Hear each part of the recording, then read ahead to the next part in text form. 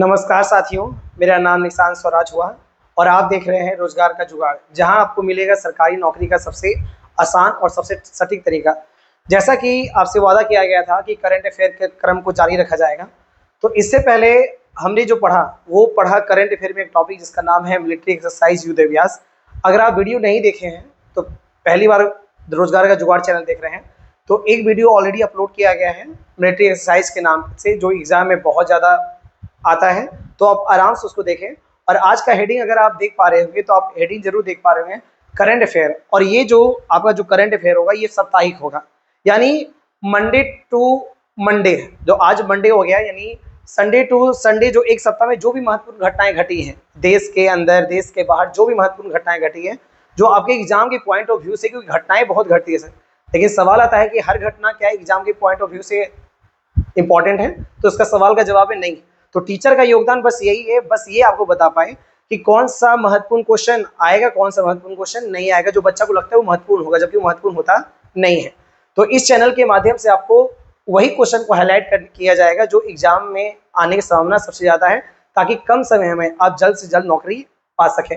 तो आपको ये जो करंट अफेयर होगा ये आपका साप्ताहिक होगा, जो होगा आपका 18 से 24 अगस्त 2025 तक, ठीक है। और मोस्ट इंपॉर्टेंट क्वेश्चन है, इसीलिए ये वीडियो अंत तक देखिए। और केवल आपको करंट अफेयर नहीं, हिस्ट्री, ज्योग्राफी, पॉलिटी, इकोनॉमिक्स को भी साथ में लेकर चला जाएगा। चलिए, तो आज समय बर्बाद ना करते हुए पहला क्वेश्चन देखते हैं।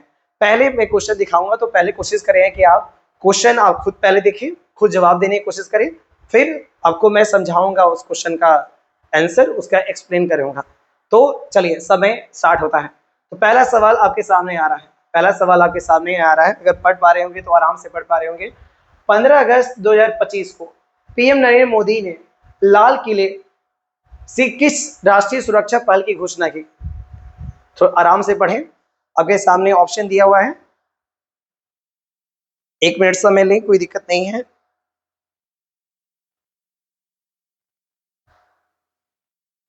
चलिए, तो बहुत सारा बच्चे एकदम सही जवाब सोच रहे हैं। इसका जो जवाब होगा वो जवाब होगा आपका मिशन सुदर्शन चक्र।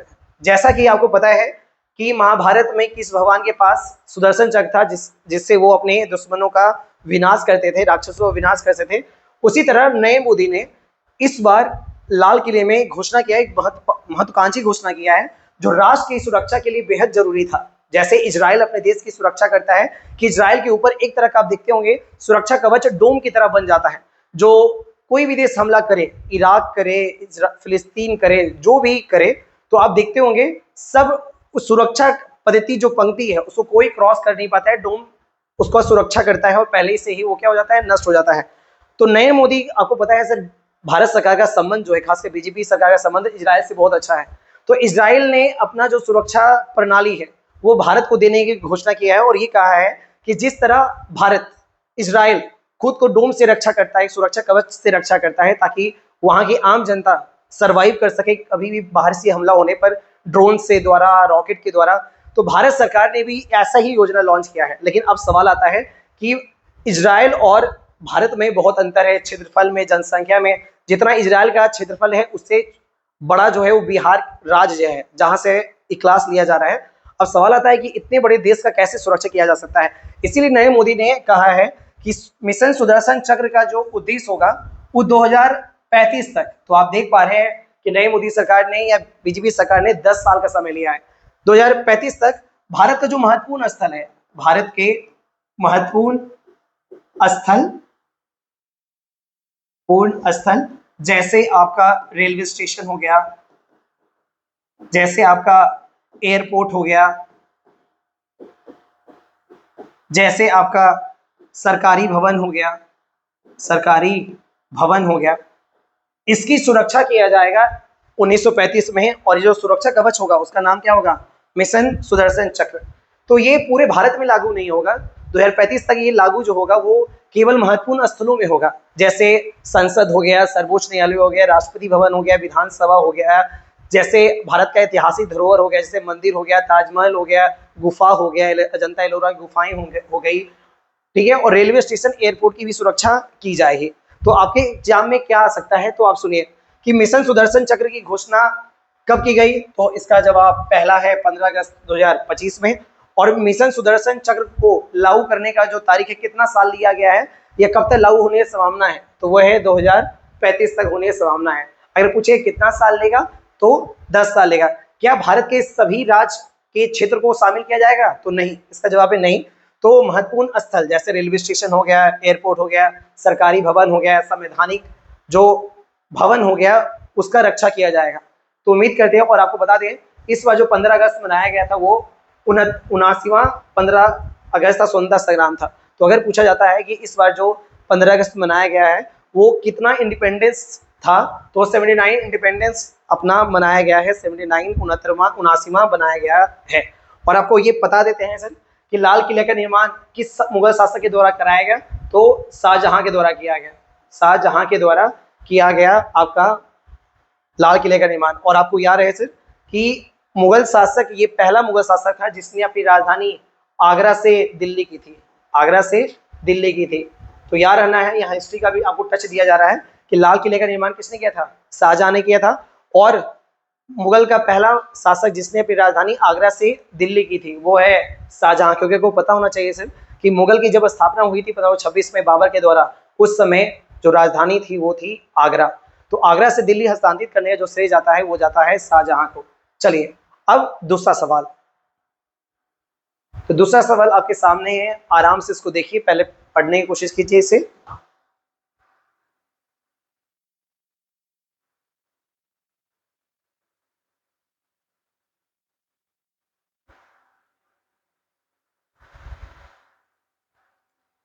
हाँ चलिए, तो इस सवाल जो है, विश्व मानवतावादी दिवस हर साल किस तारीख को मनाया जाता है? तो इसका जवाब है आपका, इसका जो जवाब है वो आपका है 19 अगस्त। इसका जो जवाब है 19 अगस्त है। अब बच्चा क्या है, सवाल समझता नहीं है, सीधे आंसर रटना स्टार्ट करता है। पहले आपको ये जानना पड़ेगा कि यार ये है क्या, ठीक है। और WHD क्या है? WHD तो विश्व मानवतावादी दिवस को इंग्लिश में कहते हैं वर्ल्ड ह्यूमैनिटेरियन डे। क्या कहते हैं? World humanitarian day. तो अब ये हिंदी में अगर समझाने की कोशिश करें, जैसे फॉर एग्जाम्पल कहीं बाढ़ आता है, कहीं कोई आपदा आता है, तो आपदा में हम लोग निस्वार्थ होकर क्या करते हैं? उसका सेवा करते हैं। तो ये एक प्रकार क्या है? मानवता ही है। क्योंकि गरीब है, लाचार है, भूकंप पीड़ित है। फिलिस्तीन में देखिए लाखों बच्चे भूखे मर रहे हैं, तो भारत सरकार से यहाँ खाना दिया जा रहा है, या विभिन्न देश की सरकार यूएनओ के द्वारा खाना दिया जा रहा है, ताकि वहाँ जो बच्चे भूखे मर रहे हैं वो एक एटलीस्ट एक दिन में 2 वक्त का राशन उनको मिल पाए। तो ये क्या है? एक तरह का मानवता है। ये एक तरह का क्या है? मानवता है। तो विश्व मानवता दिवस हर साल किस तारीख को मनाया जाता है? वो है 19 अगस्त को मनाया जाता है। अब सवाल आता है कि सर 19 अगस्त को ही क्यों मनाया जाता है? 19 अगस्त को ही क्यों मनाया जाता है? तो आपको हम बता देना चाहते हैं कि 19 अगस्त 2003 में इराक की राजधानी बगदाद, इराक की राजधानी बगदाद में एक होटल पे हमला हुआ था। एक होटल पे हमला हुआ था। एक होटल पे हमला हुआ था जिसमें 22 लोग मारे गए थे। और उसमें कहा जाता है यूएनओ जो संस्था है, संयुक्त राष्ट्र संघ, उसके सर्वोच्च अधिकारी भी उसमें थे। और इसी बमबारी में 22 लोग मारे गए थे। जबकि ये इराक के लोगों का भलाई करने गए थे, वहाँ के गरीबों का उत्थान करने गए थे, उनको कपड़ा भोजन प्रोवाइड करने के लिए गए थे। इसीलिए 19 अगस्त 2003 को वहाँ बमबारी हुआ और कितने लोग मारे गए? 22 लोग मारे गए। तो यूएनओ ने डिसाइड किया कि इस तारीख को ऐतिहासिक घोषणा कर देते हैं। तो 19 अगस्त, ठीक है, 19 अगस्त को आपका एक घोषणा हुआ। 19 अगस्त को एक घोषणा हुआ कि अब से 19 अगस्त को, ठीक है, अगर हम साल बोला जाए कि 19 अगस्त साल कौन सा रहेगा, तो साल था 2008। साल था 2008। यानी 2008 से हम लोग मना रहे हैं विश्व मानवता दिवस। कब? 19 अगस्त को। कब से? 2008 से। ओरिजिन क्या था कि 19 अगस्त 2003 को इराक की राजधानी बगदाद में 22 लोग की बम से मृत्यु हो गई थी और उसमें यूएनओ को एक अधिकारी भी थे, जिसके कारण यूएनओ ने ही घोषणा किया कि आज से, खासकर 2008 से 19 अगस्त को मनाया जाएगा विश्व मानवता दिवस। तो यहाँ पर एक सवाल आता है कि किस संस्था के द्वारा ये घोषणा किया गया? तो उसका नाम क्या है? यूएनओ, जिसको हिंदी में कहते हैं संयुक्त राष्ट्र संघ। जिसका नाम क्या है? संयुक्त राष्ट्र संघ। तो अगर आपसे पूछता है विश्व मानवता दिवस हर साल किस संस्था के द्वारा मनाया जाता है, अगर ऑप्शन में यूनिसेफ रहे, ऑप्शन में WTO रहे, ऑप्शन में सार्क नेशन रहे या ऑप्शन में यूएनओ रहे, तो इसका जवाब क्या होगा? यूएनओ रहेगा। चलिए यूएनओ के बारे में जान लेते हैं। तो यूएनओ का स्थापना कब हुआ था? तो आपको पता होना चाहिए, यूएनओ का स्थापना जो हुआ था वो हुआ था 26 अक्टूबर 1945 को। कब हुआ था? 26 अक्टूबर 1945 को। और हर साल 26 अक्टूबर को संयुक्त राष्ट्र दिवस मनाया जाता है। संयुक्त राष्ट्र दिवस मनाया जाता है क्योंकि इसकी स्थापना कब हुई थी? 26 अक्टूबर को हुआ था। और यार मुख्यालय यानी हेडक्वार्टर कहाँ है? मुख्यालय यानी हेडक्वार्टर कहाँ है यूएनओ का? तो ये है न्यूयॉर्क सिटी। ये कहाँ है? न्यूयॉर्क सिटी, जो आपका यूएसए में पड़ता है। यूएसए में पड़ता है। तो ये सवाल क्या था कि विश्व मानवता दिवस हर साल किस तारीख को मनाया जाता है? तो जवाब है 19 अगस्त को। किस साल से मनाया जा रहा है? 2008 से मनाया जा रहा है। किस संस्था के द्वारा मनाया जा रहा है? यूएनओ के द्वारा मनाया जा रहा है। यूएनओ की स्थापना कब हुई? 26 अक्टूबर 1945 को हुई। उसका मुख्यालय कहाँ है? New York city. आई होप आपको समझ में आया होगा। एक बार जब पढ़ते वक्त आप याद है द स्टडी रोजगार का जुगाड़ के नाम से आपका टेलीग्राम चैनल है, टेलीग्राम चैनल को फॉलो करें और आपको वहाँ का ये जो भी लिखा हुआ है वो PDF आपको मिल जाएगा।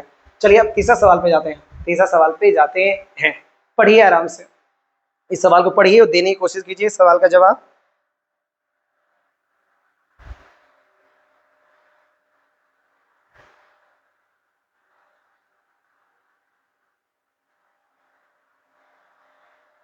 चलिए, जैसा ये सवाल सामने आपको नजर आ रहा है कि बैंक ऑफ बड़ौदा ने किस मोबाइल ऐप पर अंतर्राष्ट्रीय यूपीआई, ठीक है, आपको पता है कि यूपीआई के द्वारा ही हम लोग क्या कहते हैं? यूनिफाइड पेमेंट इंटरफेस इंग्लिश में कहते हैं। यूपीआई का पूरा नाम यही है, यूनिफाइड पेमेंट इंटरफेस। यूपीआई के द्वारा ही हम लोग क्या कहते हैं? पैसा ट्रांसफर करते हैं ऑनलाइन। तो बैंक ऑफ बड़ौदा ने किस मोबाइल ऐप पर अंतर्राष्ट्रीय यूपीआई सेवा शुरू किया है? तो इसका आंसर है BOB ई पे। इसका जो आंसर है वो आपका है BOB। BOB आपको पता है सर, आपका बैंक ऑफ बड़ौदा ही है। और ई मतलब हो गया इलेक्ट्रॉनिक, और पे मतलब आपको पता है पे। आपको आश्चर्य होगा, अभी सर मेरा माने चले मेरा अकाउंट एक्सिस बैंक में है, लेकिन जो हम पेमेंट करते हैं वो आपका पेटीएम के द्वारा करते हैं। पेटीएम लिंक होता है मेरा अकाउंट से, या अभी में यूपीआई से करते हैं या फोन पे से करते हैं। तो हर जो आप पेमेंट कर रहे हैं पेटीएम से या फोन पे से, वो लिंक है आपका किसे? बैंक अकाउंट से। लेकिन बैंक ऑफ बड़ौदा ने अपना अलग से यूपीआई पेमेंट निकाला है जिसका नाम क्या है? BOB यानी बैंक ऑफ बड़ौदा ई पे। कहा जाता है ये पहला सरकारी बैंक है। सरकारी बैंक तो नहीं होता है, PSU कहते हैं। जितना भी सरकारी बैंक हो ना, ये कोई भी सरकारी संस्था हो, उसको हम लोग बोलते हैं PSU। इंग्लिश में कहते हैं पब्लिक सेक्टर अंडरटेकिंग। अंडरटेकिंग।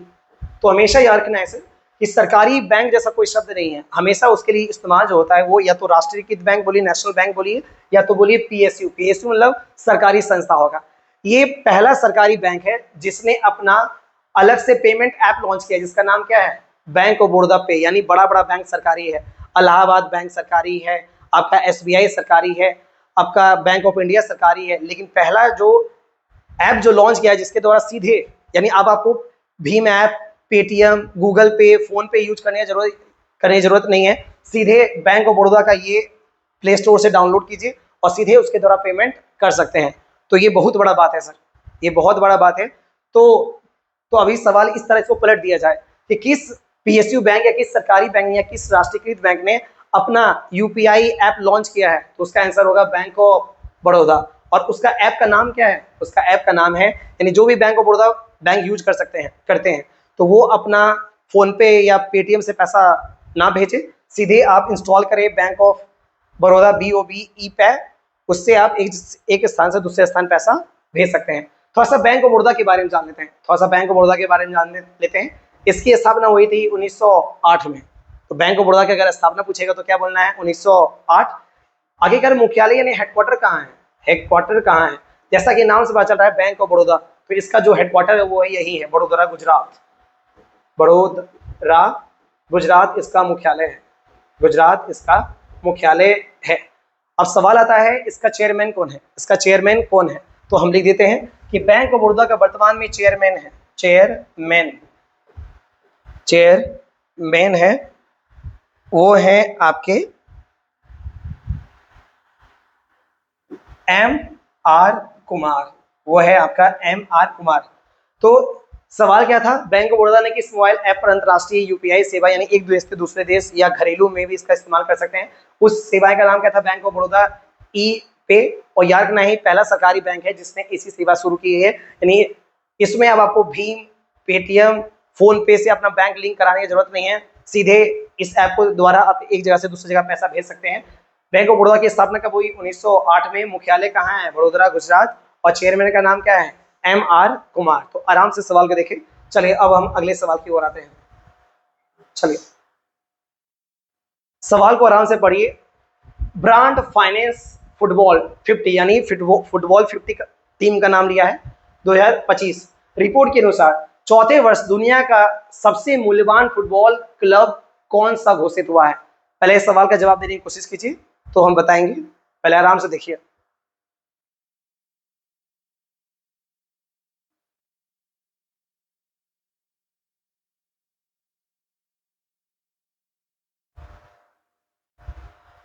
चलिए अभी सवाल देख लेते हैं। सवाल बड़ा अच्छा है सर, पूछ रहा है ब्रांड फाइनेंस फुटबॉल 50 यानी टॉप 50 फुटबॉल टीम का नाम लिया है 2025। रिपोर्ट के अनुसार चौथे वर्ष भी दुनिया का सबसे मूल्यवान यानी वैल्यूएबल फुटबॉल क्लब यानी टीम का नाम क्या है या घोषणा कौन हुआ है।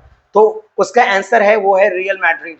उसका जो आंसर है वो है रियल मैड्रिड। तो आपको बता दिया जाए सर कि रियल मैड्रिड स्पेन का एक फुटबॉल टीम का नाम है, स्पेन के एक फुटबॉल क्लब का नाम है।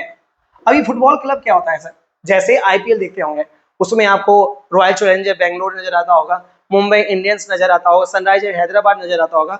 उसी तरह आपका पूरे यूरोप में बहुत सारा टीम है, बहुत सारा टीम है। जैसे मैनचेस्टर सिटी या इंग्लैंड का फुटबॉल टीम है रियल मैड्रिड। और आपको पता होना चाहिए सर मैड्रिड जो है वो स्पेन की राजधानी है।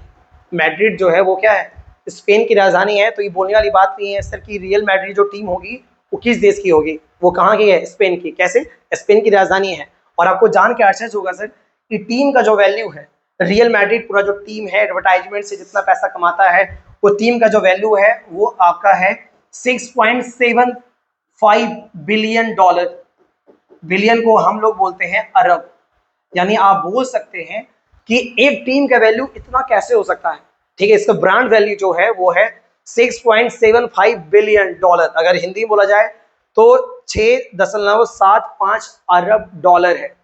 तो आपके मन में आ रहा होगा सवाल कि सर तो आप ये बताइए कि आईपीएल टीम में सबसे वैल्यूएबल यानी सबसे महंगा टीम कौन सा है। तो आप एक बार जान के चौंक जाइएगा, अगर आंसर बता देते हैं तो तुलना कीजिएगा। आईपीएल में सबसे वैल्यूएबल जो टीम है जो इस बार जीती है जिसका नाम है आरसीबी यानी रॉयल चैलेंजर बैंगलोर। इसका जो वैल्यू है, इसका जो वैल्यू है वो है 669 मिलियन डॉलर। 669 मिलियन डॉलर मात्र। कहाँ, यहाँ 6.75 बिलियन था और यहाँ मात्र कितना है। और जिसको ये पता नहीं है तो हम बता देते हैं कि एक अरब में, एक अरब बराबर 100 मिलियन होता है। एक अरब बराबर कितना होता है, 100 मिलियन होता है। यानी आप बोल सकते हैं कि एक अरब का एक चौथाई है, एक अरब का एक चौथाई है कीमत किसका, आरसीबी का। यानी अगर हम तुलना करें तो आप बताइए 24 गुना आरसीबी का जो टीम है उससे 24 गुना का वैल्यू रखता है कौन, रियल मैड्रिड। तो रियल मैड्रिड एक फुटबॉल क्लब का नाम है जो स्पेन का है। इसका टोटल वैल्यू जो है वो आपका 6.75 बिलियन डॉलर है। और एक अरब बराबर आपको बता दिया जाए। और आपको आईपीएल टीम में सबसे जो वैल्यूएबल टीम है जो इस बार जीता है उसी वही है रॉयल चैलेंजर बैंगलोर, जिसका जो वैल्यू है ठीक है वो है आपका 669 मिलियन डॉलर। तो दुनिया का सबसे फुटबॉल कंपनी या फुटबॉल क्लब मूल्यवान कौन है, रियल मैड्रिड। और भारत का सबसे मूल्यवान आईपीएल टीम कौन है, वो है आरसीबी। ठीक ठीक।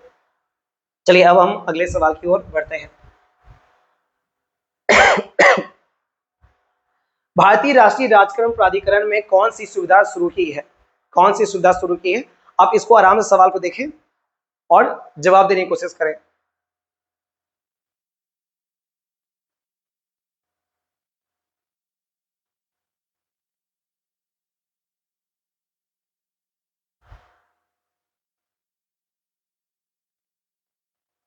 चलिए तो बहुत सारे बच्चा को पता होगा, जो पढ़ रहे हैं नहीं पता है तो घबराने की जरूरत नहीं है सर।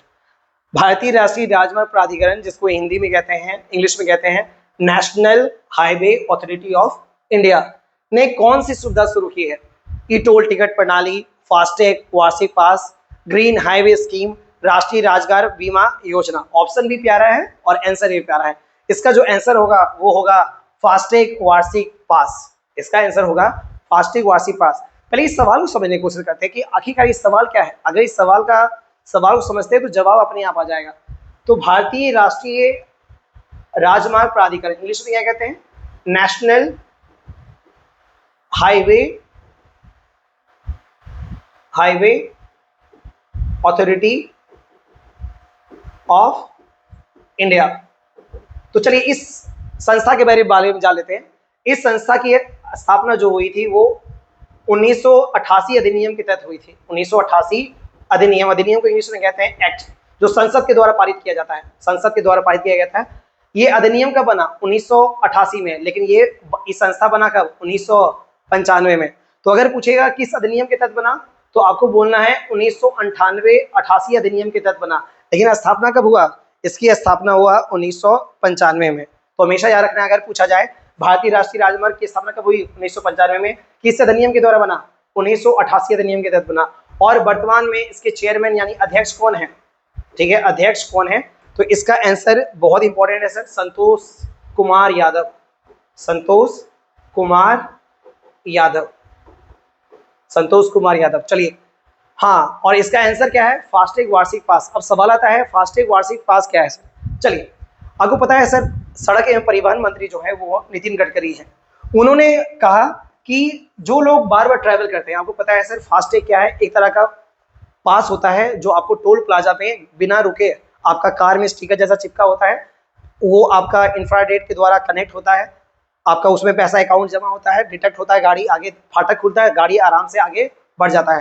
लेकिन जिसका ट्रैवल कंपनी है, जो ट्रैवल करते हैं बहुत ज़्यादा, जिसका ट्रांसपोर्ट का बिजनेस है, तो आपको पता है हर हाईवे में आपका एक जगह से दूसरा शहर जाइएगा तो 10-12 आपको टोल प्लाजा नजर आएगा। हर जगह 70 रुपया, 80 रुपया, 70 रुपया, 80 रुपया, 70 रुपया, 80 रुपया कटता था।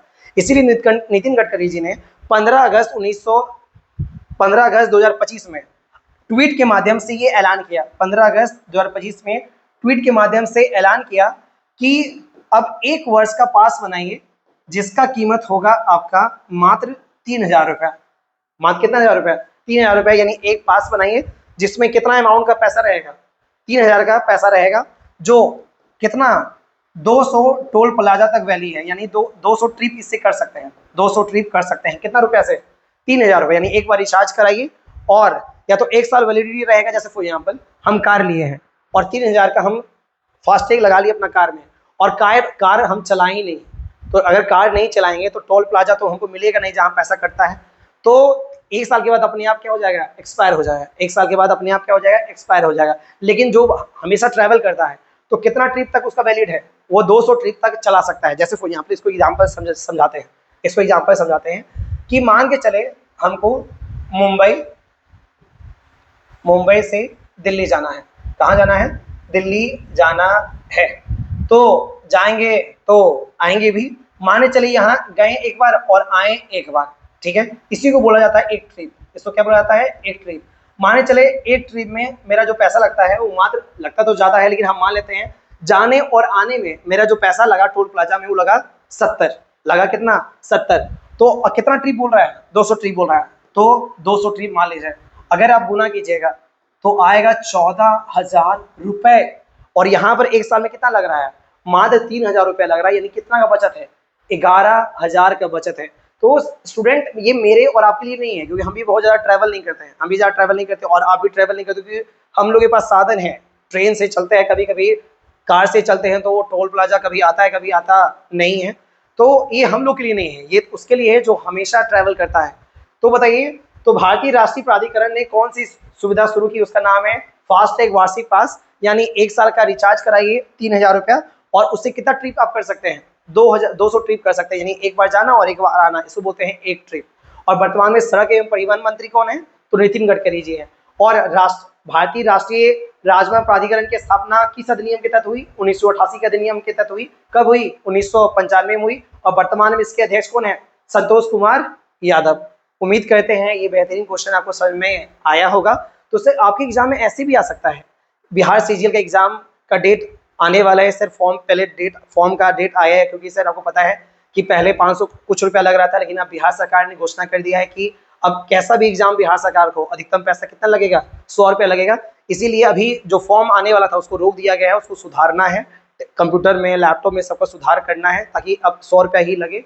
तो अगर सवाल आएगा बिहार एसएससी सीजीएल में तो उससे ये पूछ सकता है कि नितिन गडकरी जी ने हाल ही में फास्टैग वार्षिक पास लॉन्च किया, उसमें एक साल में कितना का रिचार्ज किया जा सकता है, तो 300 का रिचार्ज किया जा सकता है, और कितना ट्रिप की सुविधा है, 200 ट्रिप की सुविधा है। तो केवल ये याद न रखें कौन सी सुविधा शुरुआत की, फास्टैग वार्षिक पास। चलिए तो एक बार इसको आप देख लीजिए, हम अपने नए सवाल की ओर बढ़ते हैं।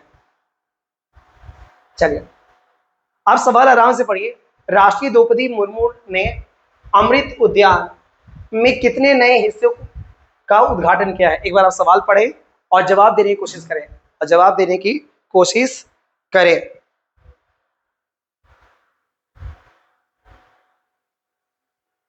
चलिए बहुत बच्चा आंसर बिल्कुल सही मारा है, इसका जवाब जो है वो है 3।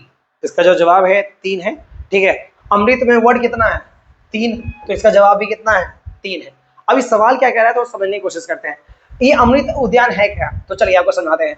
द्रौपदी मुर्मू वर्तमान में भारत की राष्ट्रपति हैं, और इनका जो आवास है उसका नाम है राष्ट्रपति भवन, प्रेसिडेंस हाउस कहते हैं इंग्लिश में, राष्ट्रपति भवन। राष्ट्रपति भवन में एक पूरा बगीचा है जिसमें दुनिया जहान का आपका फूल, गेंदा का वैरायटी, हर तरह का फूल आपको नजर आता है राष्ट्रपति भवन में, ठीक है। तो राष्ट्रीय भवन में एक क्षेत्र है जो बगीचा है, माने चलिए बगीचा है, उसी का नाम अमृत उद्यान है। उसी का नाम क्या है? अमृत उद्यान है। पहले अमृत उद्यान का नाम मुगल गार्डन था। क्या नाम था? मुगल गार्डन। एक हमेशा रख रहे हैं, मुगल गार्डन था, लेकिन 2023 में इसका नाम बदलकर रख दिया गया अमृत उद्यान, क्योंकि बीजेपी कहना है कि मुगल गार्डन बहुत पुराना था, जबकि इसकी स्थापना, इसका जो निर्माण हुआ था वो 1911 में हुआ था। जब 1911 में इस गार्डन का निर्माण हुआ था तो इसका नाम मुगल गार्डन क्यों पड़ा? क्योंकि 1857-58 में ही मुगल वंश खत्म हो गया था। ये बीजेपी सरकार का कहना था, ये मेरा कहना नहीं है। तो इसीलिए 2023 में, यानी मात्र 2 साल पहले, इसका नाम मुगल गार्डन था, वर्तमान में इसका नाम अमृत उद्यान है। तो आपसे सवाल आ सकता है, ये भी सवाल आ सकता है कि अमृत उद्यान का प्राचीन नाम क्या था? मुगल गार्डन था। और कब नाम चेंज किया? 2023 में चेंज किया। यानी राष्ट्रपति भवन के भीतर जो गार्डन है उसे क्या कहते हैं? अमृत उद्यान कहते हैं। और यार सर, ये आपका वसंत ऋतु में, खासकर फरवरी मार्च के महीने में ये आम जनता के लिए खुल जाता है। ऑनलाइन वेबसाइट है, वहां जाके फॉर्म भरिए तो आपको यहाँ फ्री में आप आराम से घूम सकते हैं। राष्ट्रपति भवन बगल में रहेगा, वहां तो आपको प्रवेश करने नहीं दिया जाएगा, उसके आगे तक आराम से आप घूम सकते हैं विदाउट एनी कॉस्ट। दुनिया का लगभग जो ऐसा फूल जो आपको कहीं नजर नहीं आएगा वो आपको राष्ट्रपति भवन में नजर आएगा। और वही बोला जा रहा है कि कितने भागों में बांट दिया, उसका कितने भागों में बांट दिया? 3 भागों में बांट दिया। तो उम्मीद करते हैं और याद रहे, अमृत उद्यान का प्राचीन नाम क्या था? मुगल गार्डन। और ये मुगल गार्डन का निर्माण एक अंग्रेज अधिकारी जिसका नाम है एडविन लुटियंस ने किया था। एडविन लुटियंस ने किया था। और ऐसे भी आपको समझ में आना चाहिए सर, नई दिल्ली जो शहर है, नई दिल्ली के जो शहर है उसका डिजाइन इन्होंने ही तैयार किया था। न्यू दिल्ली का डिजाइन या वास्तुकार हिंदी में बोलते हैं, वास्तुकार जो है वो कौन है? वो है एडविन लुटियंस। आपको सर्वोच्च न्यायालय नजर आता है, आपको संसद भवन नजर आता है, आपको राष्ट्रपति भवन नजर आता है, सबके डिजाइन जो तैयार किया गया है वो कौन है? एडविन लुटियंस है। इसीलिए जब फाउंडर ऑफ न्यू दिल्ली, हम प्राचीन दिल्ली की बात नहीं कर रहे हैं जो मुगलों द्वारा स्थापित किया गया, नई दिल्ली जहां पे आपको राष्ट्रपति भवन नजर आएगा, संसद भवन नजर आएगा, प्रधानमंत्री भवन नजर आएगा। तो यार है, ये जो मुगल गार्डन है जो वर्तमान में अमृत उद्यान बना है, इसके निर्माण किसने किया था, डिजाइन किसने तैयार किया था? Edwin Lutyens. और एडविन लुटियंस विश्वास मानिए कोई आम आदमी नहीं है। मॉडर्न इंडिया में, खासकर देश की राजधानी को बनाने में इनका बहुत बड़ा योगदान है। पूछता है कि नई दिल्ली जो वर्तमान हम देख रहे हैं उसके वास्तुकार यानी इसको डिजाइन किसने तैयार किया था? उसका नाम है एडविन लुटियंस। तो ये भूलना नहीं है। चलिए हम आगे बढ़ते हैं। सवाल है, विश्व का पहला विश्व मानव रोबोट गेम्स कहाँ आयोजित हुआ है? पहले आप सवाल को पढ़िए, आप खुद देखने की कोशिश कीजिए आंसर क्या होना चाहिए आपके अनुसार। विश्व का पहला मानव रोबोट गेम्स कहाँ आयोजित किया गया था?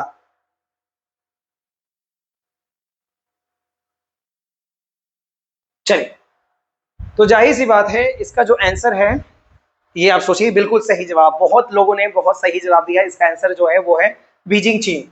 चीन की राजधानी बीजिंग है। अब ये है क्या, अभी तक जो सर ओलंपिक होता था, पैरा ओलंपिक होता था, जिसमें शरीर का कोई भी अंग अगर काम नहीं कर रहा है तो वो इंसान पैरा ओलंपिक में भाग लेता था, और आम नॉर्मल इंसान के लिए अब क्या होता था, ओलंपिक होता था।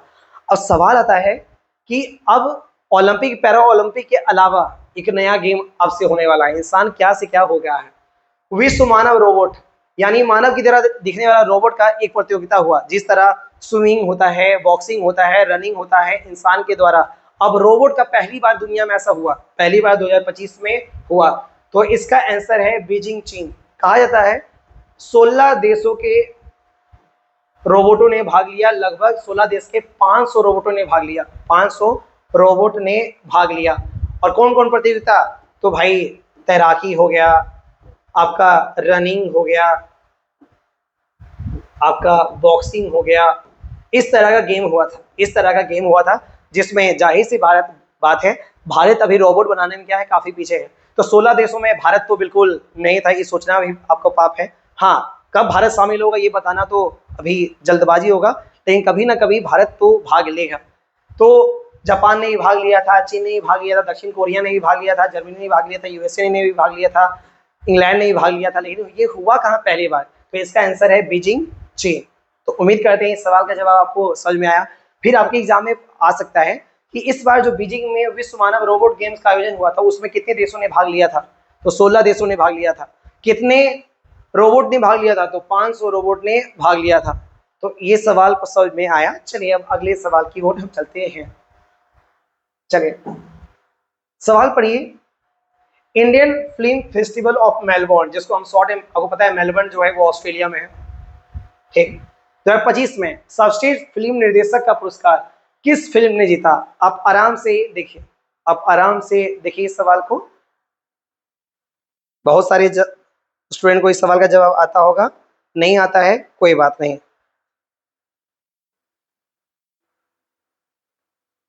चलिए, तो इसका सही जवाब जो है वो है आपका होम बाउंड। इसका नाम है होम बाउंड। ये एक हिंदी मूवी है सर, नाम भले इंग्लिश है, नाम भले इंग्लिश है, लेकिन मूवी बिल्कुल देसी है, हिंदी में बनाया गया था। और इसके जो डायरेक्टर है, निर्देशक, इसके जो डायरेक्टर यानी निर्देशक है वो है नीरज घायवान, उसका नाम है नीरज घायवान। तो आप सवाल पढ़िए कि इंडियन फिल्म फेस्टिवल मेलबोर्न में सर्वश्रेष्ठ फिल्म निर्देशक का पुरस्कार यानी बेस्ट डायरेक्टर मूवी का किताब किसने जीता। उसका नाम है होम बाउंड और डायरेक्टर का नाम है नीरज घायवान। ठीक है सर, ये मूवी बहुत प्यारा है। ये मूवी है कि दोस्त रहता है, वो सोल्जर बनना चाहता है। और अगर इसका एक्टर का बात करें तो इसमें शाहिद कपूर के भाई ईशान खट्टर और जानवी कपूर, और कौन है, जानवी कपूर है। तो ये मूवी जब रिलीज हो तो जरूर देखें, अभी रिलीज नहीं हुआ है लेकिन जब जरूर हो, अगर इसको अवार्ड मिला है इस मूवी को तो देखना तो बनता है। ठीक है, और वो भी सोल्जर बनने की कहानी है कि कैसे गांव का छोटा बच्चा रहता है, सपना दिखता है बड़ा सोल्जर बनने का, देश की सेवा करने का। तो आप लोग ये बहुत सारा ऐसा बच्चा होगा जो एसएससी जीडी बिहार दरोगा बनने का सपना रखता होगा। तो देखिए सर, बहुत सारा ऐसा आपके परिवार में होगा कि बिहार दरोगा छोड़ दो, पहले ग्रुप डी देख लो, वो तुमसे नहीं होगा। देखिए, नामुमकिन जैसा शब्द जो है वो एक राय है, वो सच्चाई नहीं है। हमेशा ये नहीं होगा, वो नहीं होगा, वो डीमोटिवेट करने के लिए लोग भरे हैं, लेकिन मोटिवेट करने के लिए आपको दूसरे पर निर्भर नहीं है, आप खुद पर निर्भर रहें। एक दिन आपको नौकरी होगा, बस पेशेंस लगाए। सरकारी नौकरी आपको पता है बस पेशेंस का खेला है। पेशेंस बनाए, क्लास रेगुलर करें, जो पढ़ाया जा रहा है उसको लिखें, और आप देखेंगे कि सच में अप्रूव कर देंगे कि नामुमकिन जो शब्द है वो एक राय है, वो सच्चाई नहीं है। तो इसका आंसर क्या था, होम बाउंड। और होम बाउंड के लेखक कौन है, वो है नीरज घायवान। सर, होम मतलब हो गया घर, बाउंड मतलब होता है जो घर के प्रति जुड़ाव रखता है, जो घर से बाहर जाना नहीं चाहता है कि तुमको बाहर नौकरी होगा, नहीं घर में ठीक है, हम घर में ठीक है, बाहर निकलेंगे नहीं, उसको बाउंड कहते हैं। चलिए, तो 8 का आंसर हो गया होम बाउंड। चलिए अब अगला सवाल आते हैं। सवाल देखिए आराम से, सवाल देखिए आराम से। सवाल है राजस्थान के किस शहर की मॉडल मानिका विश्वकर्मा को मिस यूनिवर्स 2025 का ताज मिला। मिस यूनिवर्स इंडिया यहाँ पर आएगा, क्योंकि सर मिस यूनिवर्स अभी तक हुआ ही नहीं है, प्रतियोगिता होने वाला है। तो यहाँ पूछ रहा है सवाल कि राजस्थान के किस शहर की मॉडल मनिका विश्वकर्मा को मिस यूनिवर्स इंडिया 2025 का ताज मिला। तो आप आराम से सवाल को देखिए, आराम से सवाल को देखिए।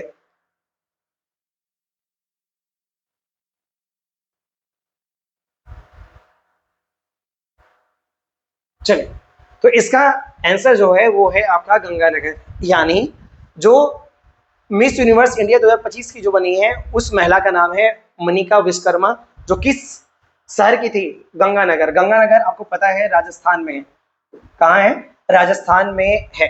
चलिए इसके बारे में पढ़ लेते हैं। मनिका विश्वकर्मा, तो अभी आपको बता देते हैं सर कि मिस यूनिवर्स इंडिया 2025 का आयोजन जयपुर शहर में हुआ, जयपुर शहर में हुआ।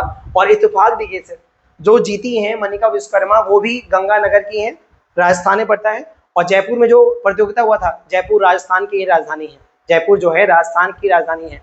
अब आपके मन में आ रहा होगा सर ये कौन सा प्रतियोगिता है, ये कौन सा प्रतियोगिता, क्या एग्जाम में महत्वपूर्ण है? तो मेरा सवाल है, मेरा जवाब है हाँ, एग्जाम में महत्वपूर्ण है। तो मनिका विश्वकर्मा जो विश्व यूनिवर्स इंडिया बनी है, इसका मतलब क्या है? इसका मतलब क्या है कि हर साल मिस यूनिवर्स का खिताब होता है, जिसमें विश्व के बहुत सारे देश की सुंदरी हैं भाग लेती हैं और उसमें एक विजेता होता है। तो भारत की तरफ से प्रतिनिधित्व कौन करेगा मिस यूनिवर्स प्रतियोगिता में?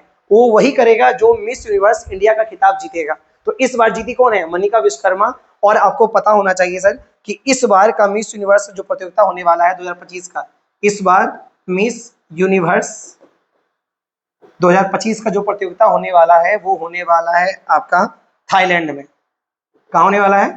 थाईलैंड में होने वाला है। तो यानी भारत की तरफ से मिस यूनिवर्स का प्रतिनिधित्व कौन करेगी? मनिका विश्वकर्मा। तो आपके एग्जाम में ऐसी भी आ सकता है कि थाईलैंड में मिस यूनिवर्स जो प्रतियोगिता होने वाला है, भारत की तरफ से प्रतिनिधित्व कौन कर रही है? उसका नाम क्या है? मनिका विश्वकर्मा। किस शहर की है, किस जिला की है? तो गंगानगर। किस राज्य की है? राजस्थान।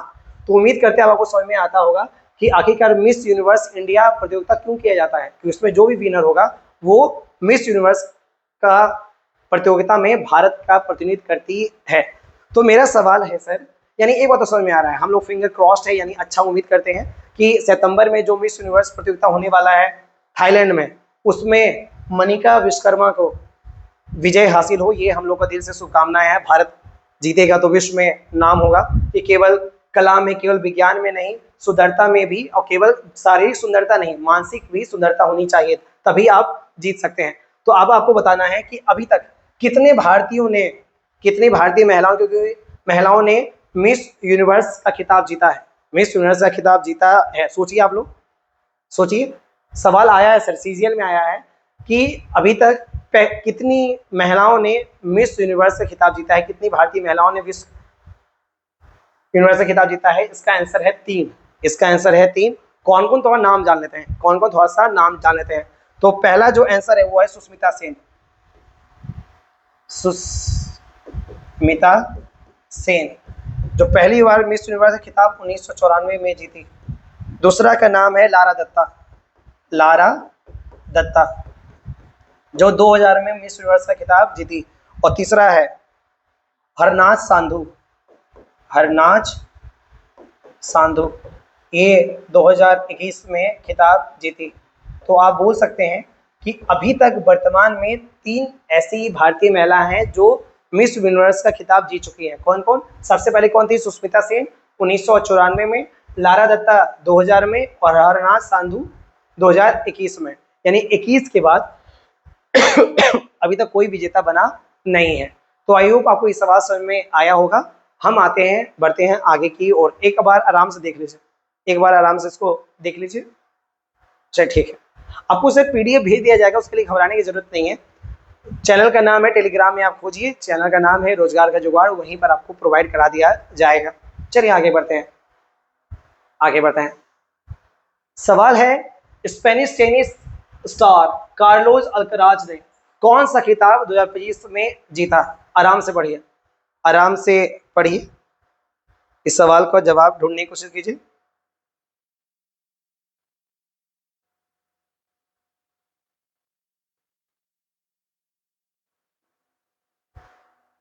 चलिए, तो आपको बता दें कि इसमें जो आंसर है वो आंसर दोनों है।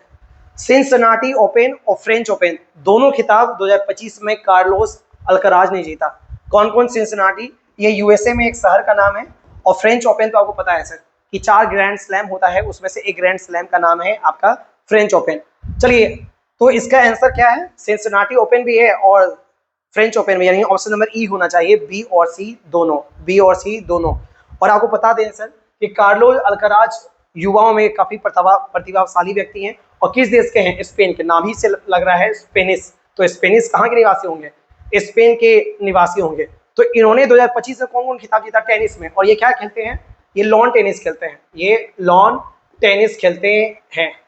जो राफेल नडाल, नोवाक जोकोविच, एक महान सब नाम है, रोजर फेडरर, ये सब महान नाम है, वही गेम खेलते हैं। कौन? Carlos Alcaraz. किस देश के? स्पेन के हैं। और कौन सा गेम खेलते हैं? लॉन टेनिस है। और इस बार इन्होंने कौन कौन खिताब जीता? चलिए हम लोग जानते हैं। इस बार इन्होंने कौन जीता? पहला जीता ऑस्ट्रेलियन ओपन, ऐसा 2025 का बात कर रहे हैं। फिर जीता इन्होंने फ्रेंच ओपन, फ्रेंच ओपन, और तीसरा जीता इन्होंने सिंसिनाटी ओपन। तो यार है, इन्होंने काफी अपना नाम कमाया है, बहुत कम 21-22 साल की उम्र के हैं सर। तो इन्होंने 3 खिताब जीता, जिसमें 2 ग्रैंड स्लैम है, 2 ग्रैंड स्लैम। ग्रैंड स्लैम मतलब क्या होता है कि टेनिस के इतिहास में 4 सबसे बड़ा जो प्रतियोगिता होता है उसको मिला के ग्रैंड स्लैम करते हैं। जैसे आपको समझा देते हैं 4 प्रतियोगिता कौन कौन। तो एक तो भाई साहब फ्रेंच ओपन हो गया, फ्रेंच ओपन। दूसरा हो गया यहाँ जो लिखा हुआ है विंबलडन, डन। तीसरा ऑस्ट्रेलियन ओपन, ऑस्ट्रेलियन ओपन। और चौथा है यूएस ओपन, यूएस ओपन। यही चारों को मिला के बोलते हैं grand slam. Grand slam, grand slam मतलब टेनिस की दुनिया में 4 सर्वोच्च प्रतियोगिता कहा जाता है, उसको मिला के ग्रैंड स्लैम बोला जाता है। तो आपके एग्जाम में आ चुका है ग्रैंड स्लैम में कौन सा कप नहीं होता है, कौन सा प्रतियोगिता टेनिस में नहीं होता है। तो यार के फ्रेंच ओपन होता है, विंबलडन होता है, ऑस्ट्रेलियन ओपन होता है, और यूएस ओपन होता है। और इस बार इन्होंने 2 ग्रैंड स्लैम जीता। कौन कौन? Australian open 2025, French open 2025। Cincinnati जो ओपन है वो टेनिस का प्रतियोगिता है, लेकिन उसे ग्रैंड स्लैम कहा नहीं जाता है। तो उम्मीद करते हैं इस सवाल का जवाब आपको आता होगा। यार सर कार्लोस अल्कराज आगे चल के और फेमस होंगे, क्योंकि इनमें प्रतिभा है, प्रतिभा है। राफेल नडाल, नोवाक जोकोविच की तरह ही प्रतिभा है। तो हमेशा याद रखिएगा आगे कोई भी ग्रैंड स्लैम होता है तो इन्होंने दावेदारी तो पेश करनी है। तो हर बार आपको याद करने की जरूरत नहीं है, अगर एक बार याद हो जाता है तो। किस देश के हैं? तो स्पेन के हैं। चलिए अब आगे बढ़ते हैं, सवाल को एक बार इसे देख लीजिए इस बार आराम से। और कोई भी दिक्कत हो, कोई भी दिक्कत हो कमेंट बॉक्स में जरूर दे। आपको अच्छा लगा, बुरा लगा, कुछ भी लगे, ठीक है, आप आराम से कमेंट बॉक्स में जवाब दे सकते हैं। चलिए आगे सवाल पढ़ते हैं। अगला सवाल,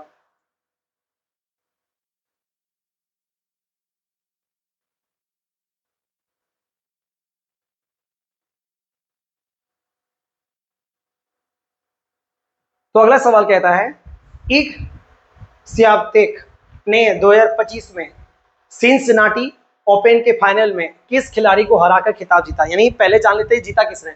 अभी आपको पता है सर सिंसिनाटी ओपन पुरुष में कार्लोस अल्कराज ने जीता था, और महिला का बात कर रहा है तो किसने जीता? इग स्वियातेक ने 2025 में सिंसिनाटी ओपन में फाइनल में किसको हराया? तो इसका आंसर है जेसिमन पाउलिनी। तो ऐसे भी सर आपको ये याद करने की जरूरत नहीं है किसको हराया, इंपॉर्टेंट है किसने जीता।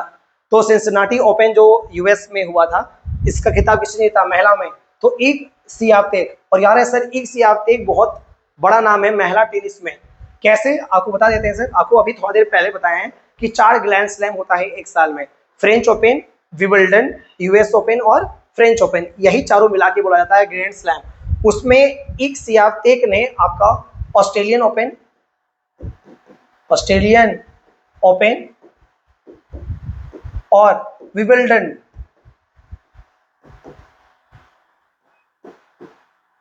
ओपन का खिताब जीता है। विंबलडन जो होता है वो सर इंग्लैंड में होता है।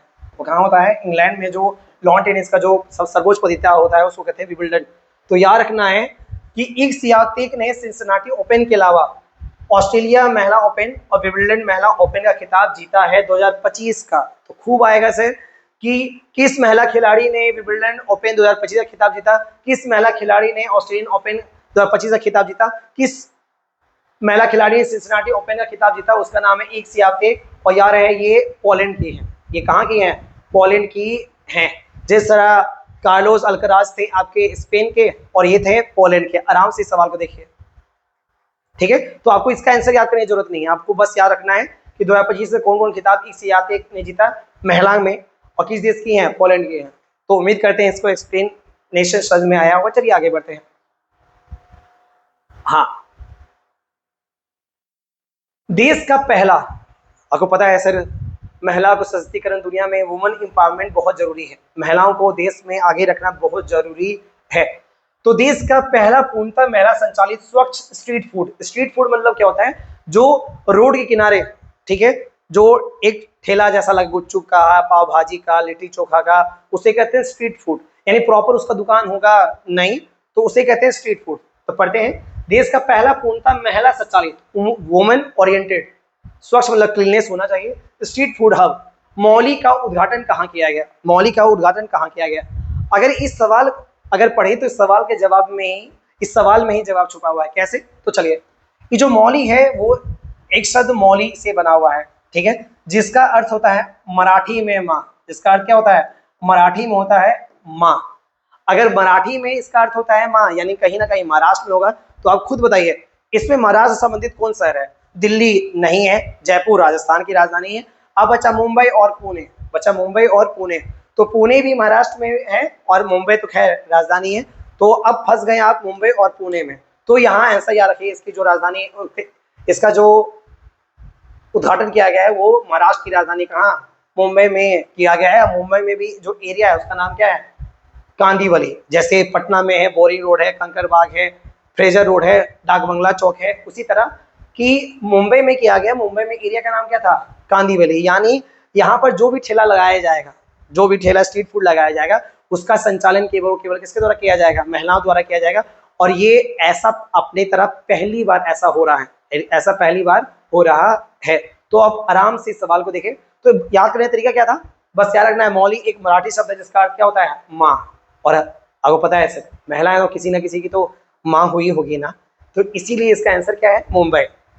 ठीक है, तो ये सवाल को आप आराम से पढ़ें और आगे बढ़ते हैं। ऐसे कहते हैं, मौ से मौली, मौ से महाराष्ट्र, मौ से मुंबई। हो गया ना आसान?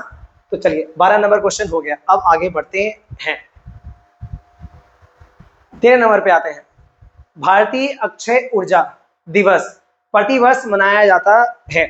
अब ये सवाल आता है, इसका आंसर है आपका 20 अगस्त। इसका आंसर है आपका 20 अगस्त, इसका आंसर है।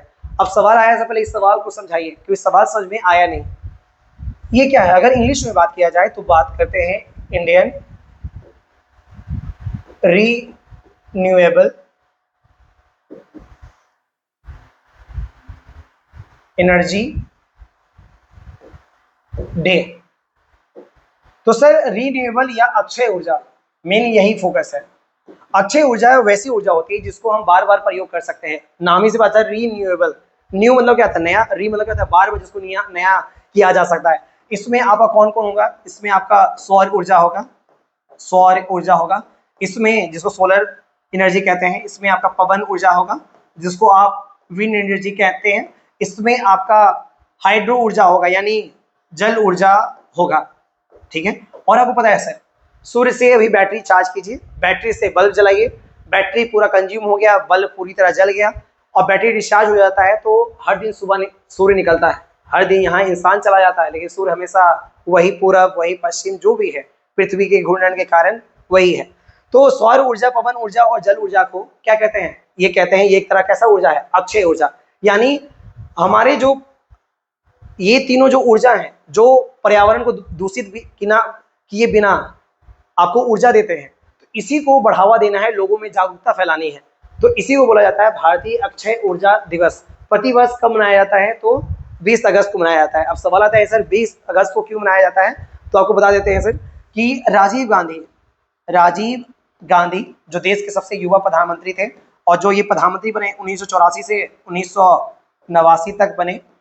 इंदिरा गांधी की, इनकी माँ की हत्या हो जाती है 1984 में, तो 1984 से 1989 तक क्या बनते हैं?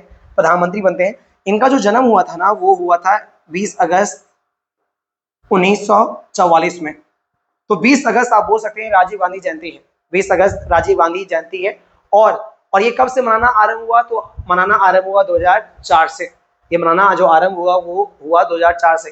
तो आराम से सवाल का जवाब दे सकते हैं। भारतीय अक्षय ऊर्जा दिवस प्रतिवर्ष कब मनाया जाता है? 20 अगस्त को मनाया जाता है। किसके जयंती पर बनाया जाता है? राजीव गांधी की जयंती पर बनाया जाता है। उनका जन्म तारीख है 20 अगस्त को। और कब से मनाया जा रहा है? 2004 से मनाया जा रहा है। और प्रधानमंत्री कब से कब रहे? 84 से 1989 तक रहे। कंप्यूटर क्रांति, सबसे युवा प्रधानमंत्री यही रहे हैं सर, जो देश में पहली बार क्या लेके आए? कंप्यूटर लेके आए। जितने भी सरकारी कार्यालय हैं उसमें सबको इंस्टॉल करवाएं कंप्यूटर। तो भारतीय अक्षय ऊर्जा दिवस प्रतिवर्ष कब मनाया जाता है? उम्मीद करते हैं इस सवाल आपको समझ में आया होगा, इसका जवाब भी समझ में आया होगा। आखिरकार 20 अगस्त ही आंसर क्यों है। चलिए आगे बढ़ते हैं। अब पढ़िए। सवाल आपको नजर आ रहा होगा। 2025 में एशियाई शूटिंग चैंपियनशिप का आयोजन कहाँ किया जा रहा है? कहाँ किया जा रहा है? इसका नाम है, इसका जगह का नाम है, ये है शिमकेट कजाकिस्तान। ये है शिमकेट कजाकिस्तान। तो याद रहे सर कि आपका कजाकिस्तान की जो राजधानी है वो आप बताइए कहाँ है? अस्थाना। उसका वो कहाँ है? अस्थाना है। कजाकिस्तान की राजधानी कहाँ है? अस्थाना है। और आपको पिछला क्लास में आपको बताया गया था ये विश्व की सबसे बड़ी स्थलरूढ़ देश है। स्थलरूढ़ देश है जिसको आप बोलते हैं लैंड लॉक कंट्री। उसको आप बोलते हैं लैंड लॉक कंट्री, जो चारों तरफ स्थल से घिरा हुआ है, यानी जिसके पास समुद्र ना हो, जिससे किसी भी दिशा में एक समुद्र ना हो, चारों तरफ लैंड से घिरा हुआ है। तो 2025 में एशियाई शूटिंग चैंपियनशिप कहाँ आयोजित किया जा रहा है? वो है शिमकेट कजाकिस्तान में। और कजाकिस्तान की राजधानी कहाँ है? अस्थाना। और यार है सर ये भी चल रहा है, इसमें भारत अभी तक 5 स्वर्ण पदक जीत चुका है। और ये जब हो जाएगा पूरा, ये जब पूरा हो जाएगा तो आपको प्रॉपर एक क्लास लिया जाएगा एशियाई शूटिंग चैंपियनशिप में, जिसमें आपको बताएंगे कि भारत के किस होनहार शूटर ने स्वर्ण पदक, रजत पदक यानी गोल्ड मेडल, सिल्वर मेडल और ब्रॉन्ज मेडल जीता है। बस आप याद रखिए कि 2025 का एशियाई शूटिंग चैंपियनशिप का आयोजन कहाँ हो रहा है? शिमकेट कजाकिस्तान। कजाकिस्तान की राजधानी कहाँ है? अस्थाना। और ये सबसे बड़ा स्थलरूढ़ देश है। चलिए अब आगे बढ़ते हैं। इस सवाल को पढ़िए, आराम से इस सवाल का परीक्षण कीजिए और देखिए आपको इस सवाल का जवाब आता है कि नहीं आता है।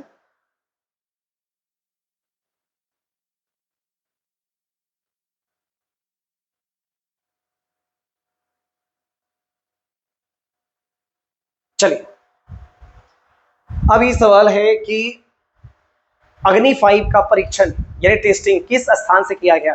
ठीक है, तो ये क्या है? एक मिसाइल का नाम है। ठीक है, मिसाइल। और ये कैसी मिसाइल है? बैलिस्टिक मिसाइल है। ये कैसी मिसाइल है? तो बैलिस्टिक मिसाइल है। बैलिस्टिक मिसाइल, इंग्लिश हिंदी सब यही है सर। अरे वैसे बैलिस्टिक मिसाइल है क्या? पहले इसका आंसर बता दें। इसका जो आंसर है वो चांदीपुर में। बहुत सारा स्टूडेंट को धन्यवाद जो आपने बिल्कुल सही जवाब दिया है। इसका आंसर क्या है? चांदीपुर। यानी आप सोच रहे हैं और सही सोच रहे हैं कि आपका करंट पे थोड़ा बहुत अन्य स्टूडेंट के माध्यम से मजबूत हुआ है और आप और करीब आए हैं जनरल कॉम्पिटिशन का निकालने के लिए। चाहे आप बीपीएससी की बात करें, चाहे बिहार एसएससी सीजीएल की बात करें, चाहे बिहार दुर्गा की बात करें, चाहे यूपीएससी की बात करें, चाहे एसएससी सीजीएल की बात करें, क्योंकि आप आम इंसान से थोड़ा सा बेहतर जानते हैं। चलिए, तो अग्नि 5 का परीक्षण किस स्थान से किया गया? उसका नाम है चांदीपुर, उड़ीसा। और अग्नि 5 क्या है तो समझते हैं। यह एक तरह का बैलिस्टिक मिसाइल है जिसका रेंज होता है 5000 किलोमीटर से 5500 किलोमीटर तक।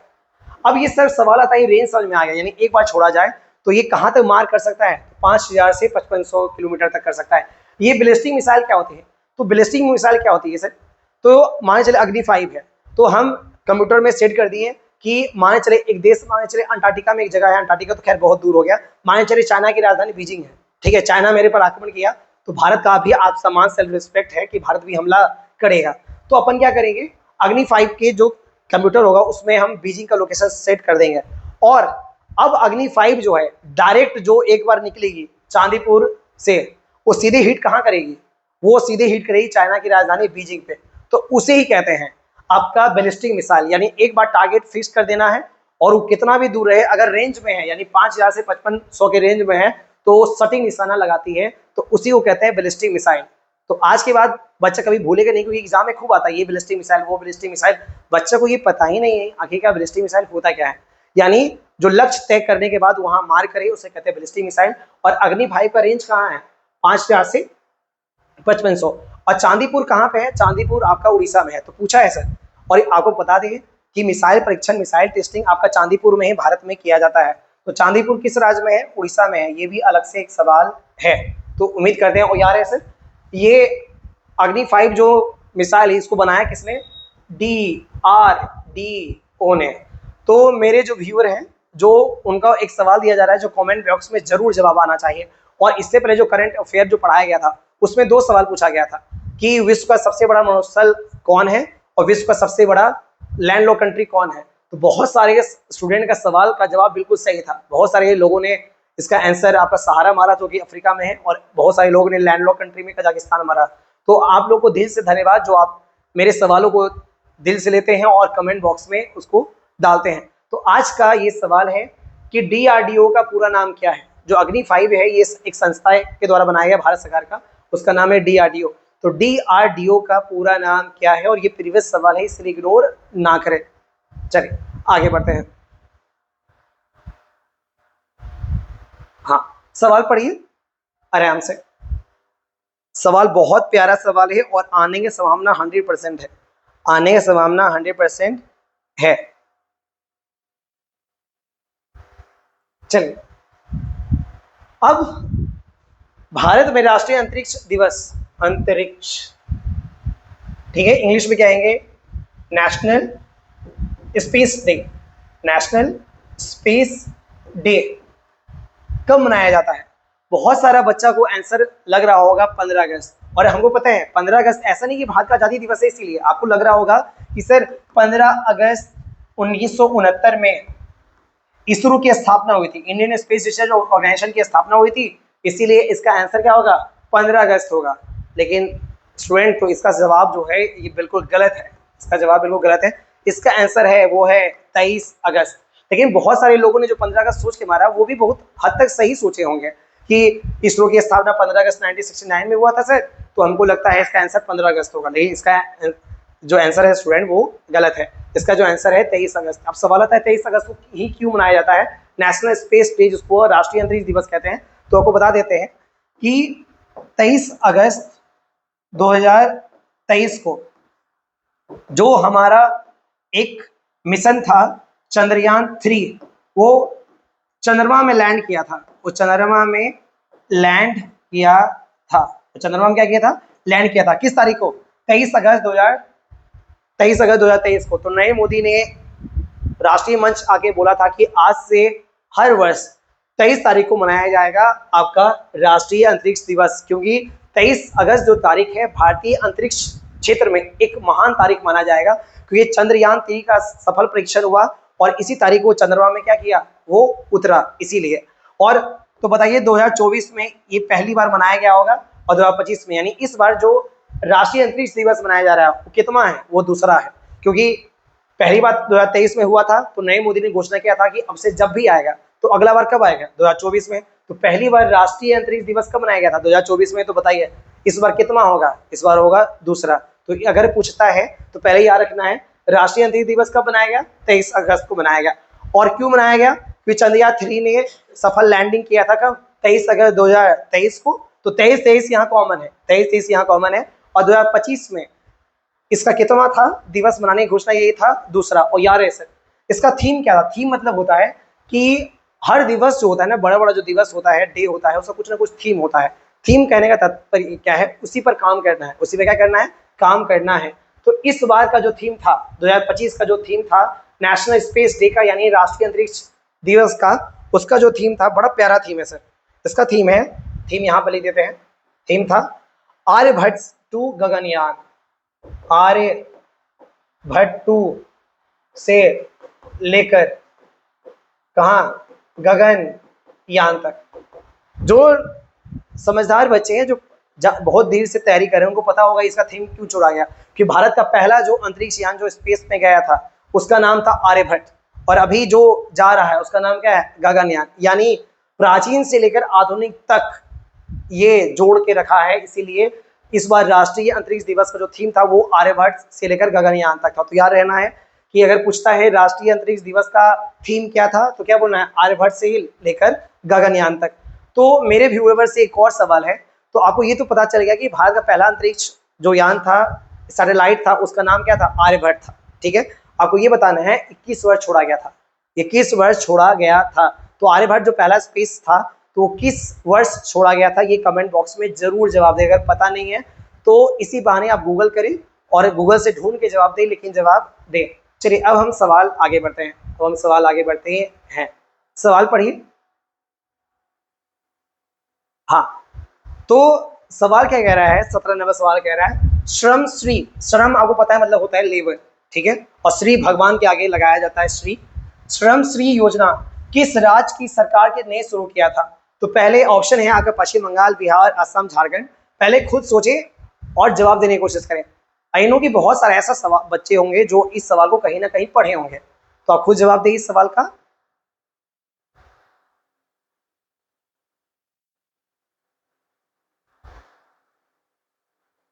चलिए, बिल्कुल सही जवाब। इसका जो जवाब है वो है पश्चिम बंगाल। इसका जवाब है वो है पश्चिम बंगाल। अब ये क्या है श्रम श्री योजना, ये है क्या, तो आपको समझा देते हैं। ममता बनर्जी आपको पता है यहाँ के मुख्यमंत्री, जिसको हम लोग दीदी भी बोलते हैं, वहाँ के लोग उनको क्या बोलते हैं, दीदी बोलते हैं। पूरा भारत उनको दीदी बोलता है, चाहे उनका पोता हो, पोती हो, छोटा हो, छोटी हो, कोई भी हो, उनको दीदी ही बोलेगा। ममता बनर्जी जो है वो आपका 18 अगस्त 2025 को एक योजना लॉन्च की, जिसका नाम है श्रम श्री योजना। श्रम श्री योजना, और आखिरकार ये योजना है क्या, तो आपको समझा देते हैं। बंगाली प्रवासी मजदूर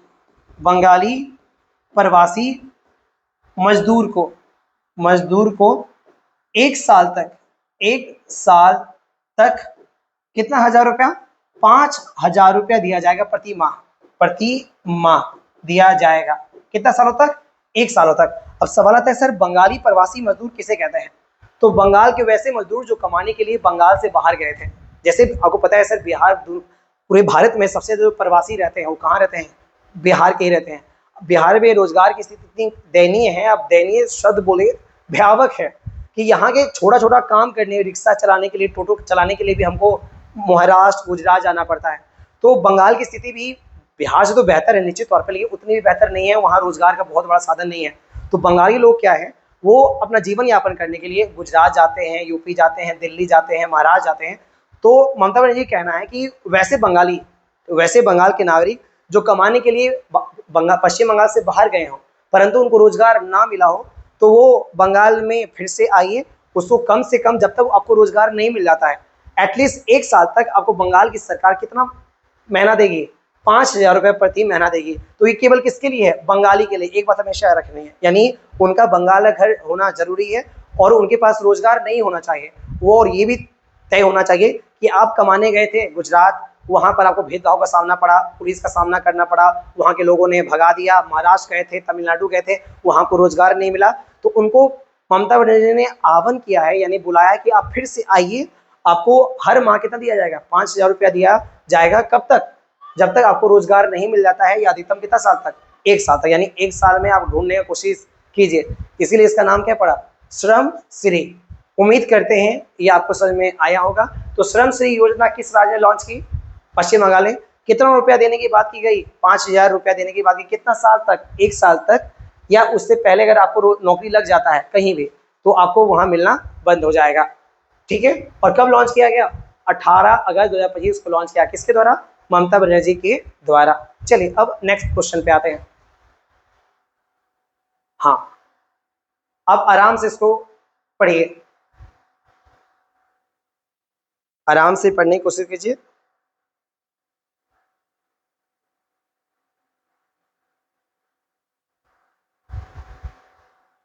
चलिए, सवाल क्या कह रहा है कि ईरान, ठीक है, ईरान ने हालिया बड़ी पैमाने पे नौसेना अभियान, यानी जाहिर सी बात है बड़ा बड़ा जहाज युद्धपोत से लादा गया, समुद्र में उतारा गया होगा। नौसैनिक अभ्यास का नाम क्या था? तो option A power strike 2025, sustainable power 2025, केसरेक्स 2025, ocean seal 2025। तो इसका आंसर जो है वो क्या है, सस्टेनेबल पावर 2025। तो इससे पहले हम लोग जो करंट अफेयर पढ़े थे उसमें युद्ध अभ्यास पढ़ाए थे, जिसमें भारत का बहुत सारा युद्ध अभ्यास था। तो ईरान ने अपने दुश्मनों को, खासकर इजराइल को धमकाने के लिए एक युद्ध अभ्यास किया, अपना शक्ति प्रदर्शन किया कि इजराइल देख लो कि अगर तुमने बुझ किया तो आप देख सकते हैं क्या होगा। तो बस उसको दिखाने के लिए एक अभ्यास किया जिसका नाम क्या है, सस्टेनेबल पावर 2025। ये हुआ कहाँ है, ओमान की खाड़ी। कहाँ हुआ है, ओमान की खाड़ी, जिसको गल्फ ऑफ ओमान कहते हैं।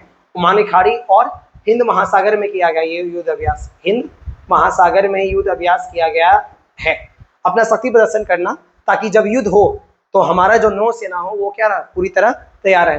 तो आपके एग्जाम में आएगा, हाल ही में नौसेना की युद्ध अभ्यास सस्टेनेबल पावर हुआ है 2025, किस देश के द्वारा हुआ, तो इसका आंसर क्या होगा, ईरान। चलिए ईरान के बारे में जानते हैं। ईरान की राजधानी जो है, आप खुद बताइए, ईरान की राजधानी तेहरान है। वो कौन है, तेहरान है। और आपको पता होना चाहिए ईरान की प्राचीन नाम जो है वो है पर्शिया। वो क्या है, पर्शिया है। हाँ, वो क्या है, पर्शिया है। और आपको एक बात बता दें कि ईरान के सुप्रीम कमांडर, यानी जो हेड होते हैं ईरान के सुप्रीम कमांडर जो है वो हैं अल खमेनी है। तो याद रखना है सर कि ईरान के जो सुप्रीम कमांडर है उसका नाम क्या है, अल खमेनी। ईरान की राजधानी क्या है, तेहरान। और ये जो नौसेना अभियान होता है उसका नाम क्या है, सस्टेनेबल पावर 2025 हुआ था। तो उम्मीद करते हैं ये सवाल आपको समझ में आया होगा। अब नेक्स्ट सवाल की ओर बढ़ते हैं। चलिए, ब्रोबोन टेस्ट किस खेल से प्रेरित है। अब आराम से देखिए सवाल को, अब आराम से सवाल को देखिए।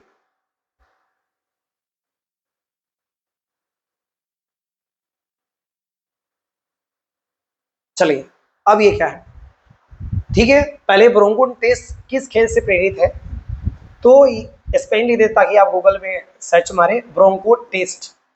ये क्या है, खिलाड़ी का फिटनेस को जांच करने के लिए, खिलाड़ी फिटनेस की जांच के लिए ये टेस्ट लिया जाता है, ये टेस्ट लिया जाता है। और ये टेस्ट जो आमतौर पे प्रयोग किया जाता है वो किया जाता है रग्बी खेल में। ये कहाँ किया जाता है, ये रग्बी खेल में किया जाता है। रग्बी भी फुटबॉल जैसा रहता है, चपटा जैसा होता है, उसको पैर से खेला जाता है, हाथ में उठा के पैर से ही मारा जाता है, वो गोल पोस्ट में डाला जाता है। और रग्बी में एक तरफ 15-15 खिलाड़ी होते हैं, एक टीम में कितना खिलाड़ी होते हैं, 15 खिलाड़ी होते हैं। तो रग्बी में एक टीम में कितना खिलाड़ी होते हैं, 15 खिलाड़ी होते हैं। और ब्रोंको टेस्ट किस खेल से प्रेरित है, तो ये रग्बी खेल से प्रेरित है। आखिरकार ये सवाल आया कैसे, ये आया कैसे, तो आपको पता है सर कि इंडियन क्रिकेट टीम का जो सर्वोच्च संस्था है उसका नाम है बीसीसीआई। बीसीसीआई ने इंडियन क्रिकेट खिलाड़ी को ट्रेनिंग देने के लिए, फिटनेस ट्रेनिंग देने के लिए एक टेस्ट लेने की घोषणा की है जिसका नाम है ब्रोंकोन टेस्ट। इसका नाम क्या है, ब्रोंकोन टेस्ट। कहा जाता है ये टेस्ट पास करना होगा तभी जाके आपको खेलने का मौका मिलेगा, क्योंकि माने चले कोई मोटा हो गया है, कोई दौड़ नहीं पाता है, तो क्रिकेट कैसे खेलेगा, कैच आ रहा है आप दौड़ नहीं पा रहे हैं, रनिंग कर रहे हैं रन आउट हो जा रहे हैं। तो वैसे जो इंसान को तो क्रिकेट नहीं खेलना चाहिए ना, तो फिटनेस मेंटेन करके रखना चाहिए। फिटनेस आप देख सकते हैं विराट कोहली कितना फिटनेस मेंटेन रखते हैं। तो ये जो टेस्ट अभी आमतौर पे होता था रग्बी में, लेकिन बीसीसीआई ने कहा कि ब्रोंको टेस्ट कहाँ होगा, अब क्रिकेट में भी होगा। और इंडियन टीम के जितने भी खिलाड़ी हैं, सीनियर रहे जूनियर रहे, जो भी खिलाड़ी हैं, उसको ये टेस्ट पास करना पड़ेगा, उसको ये टेस्ट पास करना होगा। तो इस टेस्ट में होता क्या है, इस टेस्ट में सर 20, 40 और 60 मीटर का लगातार रनिंग है। यानी एक बार 20 दौड़िए, फिर रुकिए, फिर 40 दौड़िए, और फिर कितना 60 दौड़िए। और इस बार इस तरह कितना 5 से 6 बार आपको करना पड़ेगा, 5 से 6 बार करना पड़ेगा बिना रुके। अगर आप कर लेते हैं तो ब्रोंको टेस्ट में क्या हो गए, पास हो गए। और बीसीसीआई आपको टीम में रखने का इजाजत दे देता है कि हाँ फिटनेस आप पास किए हैं तो आप टीम में रख सकते हैं। तो बहुत सारा क्रिकेटर का कहना है कि ये बहुत हार्श हो गया, अभी यो टेस्ट होता था, अब एक नया टेस्ट आ गया जिसका नाम क्या है, ब्रोंको टेस्ट, जो अभी तक इस खेल में आता था, रग्बी में आता था। अब बीसीसीआई क्या किया, उसको क्रिकेट में भी लॉन्च कर दिया। तो आपके एग्जाम में ये भी आ सकता है कि बीसीसीआई ने इंडियन क्रिकेट खिलाड़ी की जांच के फिटनेस की जांच करने के लिए कौन टेस्ट लेने का घोषणा किया है, तो उसका नाम क्या होगा, ब्रोंको टेस्ट। और ब्रोंको टेस्ट अभी तक किस खेल में होता था, रग्बी में होता था। रग्बी में कितना खिलाड़ी होता है, 15 खिलाड़ी होता है। चलिए हम आगे बढ़ते हैं, आगे बढ़ते हैं। आराम से इस सवाल को देखिए, बहुत प्यारा सवाल है और आने की संभावना प्रबल है, और ये क्वेश्चन आने की संभावना प्रबल है।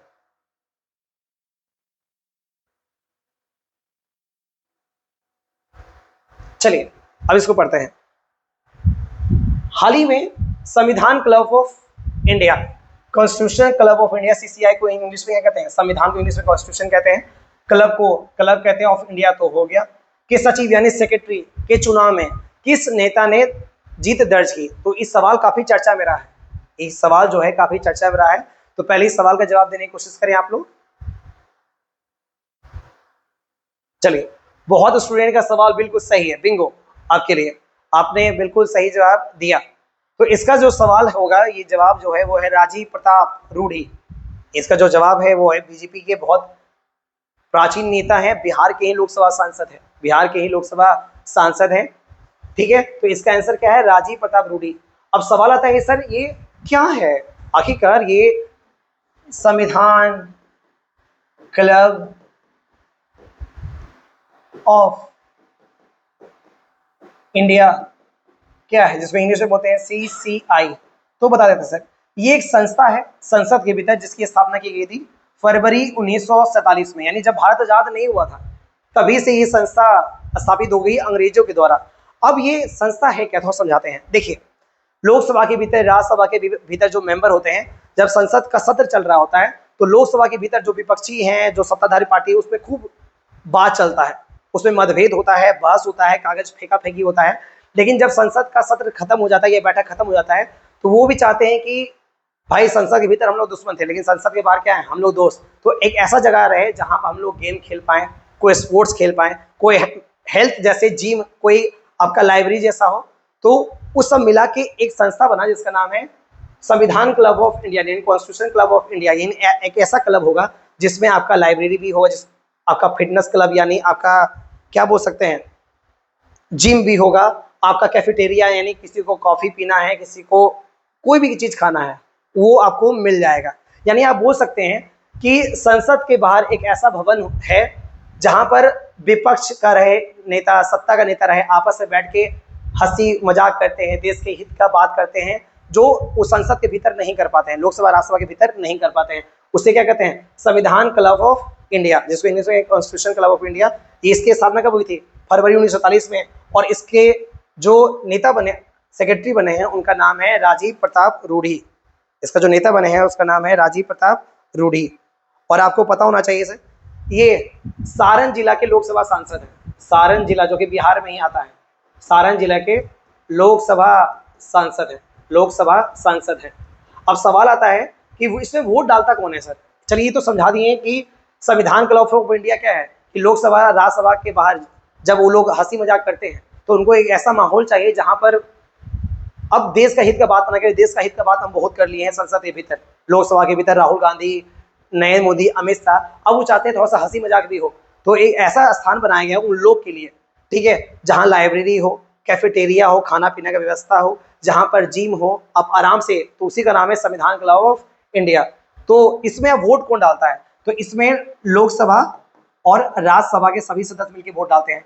तो लोकसभा में वर्तमान सीट कितना है, 545, राज्यसभा में वर्तमान में सीट कितना है, 245, जिसमें आपको पता है सर 2 एंग्लो इंडियन सीट था जो अब समाप्त हो गया है। तो अब इसमें कितना बचा, 543 और इसमें 245, यानी आप बोल सकते हैं इधर हो गया 8, इधर हो गया 8, इधर हो गया 7, यानी कुल मिला के 788 सदस्यों ने भाग लिया होगा। जिसको नहीं भाग लेने का मन है, जो अभी माने चले आपका चिराग पासवान है, हाजीपुर के लोकसभा सांसद, वो नहीं पहुंच पाए किसी कारण, तो चलिए कोई बात नहीं, जो उपस्थित है वही वोट डाल दिए। तो जितने भी लोकसभा राज्यसभा सांसद है उन्होंने वोट डाला और जीत गए कौन, राजीव प्रताप रूढ़ी। और यार सर, ये कोई संवैधानिक पद नहीं है कि राष्ट्रपति जैसा है, प्रधानमंत्री जैसा, इस पद का वर्णन संविधान में कहीं भी नहीं है। तो उम्मीद करते हैं आज आपको करंट अफेयर क्लास समझ में आया होगा। तो आप खुद बताइए करंट अफेयर क्लास आपको कैसा लगा। एक सप्ताह में जो भी आपका महत्वपूर्ण क्वेश्चन था, ठीक है, क्योंकि क्वेश्चन का अंत नहीं है सर, हर दिन महत्वपूर्ण घटनाएं घटती रहती हैं जो आपके एग्जाम में आने की संभावना है। लेकिन बच्चा क्या है, हर चीज पढ़ना स्टार्ट कर देता है जो एग्जाम में नहीं आता है। 10 साल का अनुभव है सर, आप विश्वास मानिए, करंट अफेयर पढ़ाया जा रहा है और जो एक्सप्लेन है, सबसे इंपॉर्टेंट करंट अफेयर नहीं, इंपॉर्टेंट है उसका एक्सप्लेनेशन, ठीक है। जैसे आपको समझा दिए कि पूछेगा संविधान क्लब ऑफ इंडिया में कौन वोट डालता है, कौन वोट डालता है, तो इसका आंसर क्या होगा, लोकसभा राज्यसभा के सभी सदस्य वोट डालते हैं, ठीक है, लोकसभा राज्यसभा के सभी सदस्य वोट डालते हैं। और आपको पता है सर, और आंसर पूछ दिया कौन वोट नहीं डालता है, आंसर हो जाएगा राष्ट्रपति। तो आपको पता है सर, राष्ट्रपति ना तो लोकसभा सदस्य होते हैं ना ही राज्यसभा के सदस्य होते हैं। तो आराम से आज जो भी पढ़ाया गया है सर बहुत रिसर्च करके पढ़ाया गया है। तो उम्मीद करते हैं आपको ये क्लास अच्छा लगा होगा। तो प्लीज़ लाइक करें, सब्सक्राइब करें और शेयर करें और ज़रूरतमंद तक पहुँचाएँ। तो और एक बात और आपको इम्पोर्टेंट बता दिया जा रहा है कि कल से हिस्ट्री का क्लास शुरू से स्टार्ट हो रहा है, यानी प्राचीन भारत, मध्यकालीन भारत और आधुनिक भारत, यानी करेंट अफेयर डेली। ये तो आपका वीकली करेंट अफेयर था, वो आया। अब से रात को 9 बजे आपको डेली अपलोड हो जाएगा वीकली करेंट अफेयर, और लगभग 4 से 5 बजे आपको हिस्ट्री सब्जेक्ट स्टार्ट किया जाएगा। यानी अब वो घबराने की जरूरत नहीं है। अब आपको जो भी बड़े बड़े यूट्यूब चैनल में मिलता है सब आपको रोजगार का जुगाड़ देगा, वो भी सटीक तरीके से, और आपको ये पढ़ाई को इतना आसान बनाने की कोशिश किया जाएगा जो आज तक आपने फील नहीं किया है। तो आज ये सेवा यही समाप्त हुई। धन्यवाद।